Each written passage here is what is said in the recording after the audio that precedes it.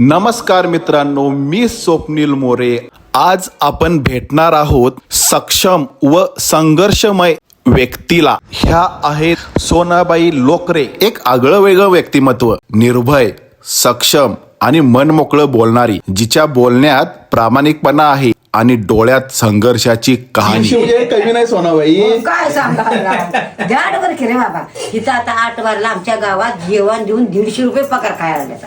नाश्ता चहा सोहांकुरात अक्कबन पावसाळ्याला का नाही रवणीला 300 रुपये मटणाचं जेवण नाश्ता हाय गेलं नाही येऊ पुढे पौर्णिमेला कार्यक्रम ठेवलाय. येणारे पैसे तर मी माझ्याकडे आलते मग कुणाकडे जाय नाही की माझ्या घरात आले तुला सरपंच होय. मला सरपंच म्हणते ते काय मग तू सरपंच, तुला एकदा सरपंचला उभा करूया नको बाबा का?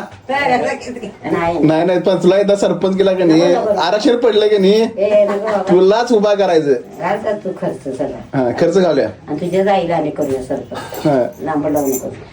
मला मिटिंग मी सांगतो जाहीर करतो आता काय म्हणून तुझ्या आईला आणि सुमन वहिनीला सरपंच करूया. गावची लेवलला माणसं चांगले नाही असं मी सांगतो सगळं. सरपंच होऊन एकानं काय केले जाण्याने काय करायचं सांगू. आम्ही कमीत कमी नाही म्हटलं तर 200 ते 250 घरकुल गावामध्ये मंजूर केल्यात. जी मागच्या वेळी कॅन्सल झाली माहिती आहे का, लोकांनी कॅन्सल केली ती पण आम्ही त्यात घातल्या. म्हणजे काय माहिती आहे, लोकांची घरं होऊन देत हप्ते वगैरे होतात की नाही, 1 रुपया कुठला ग्रामसेवक खायला किंवा कुठला काय 5,000 दाण्याने खा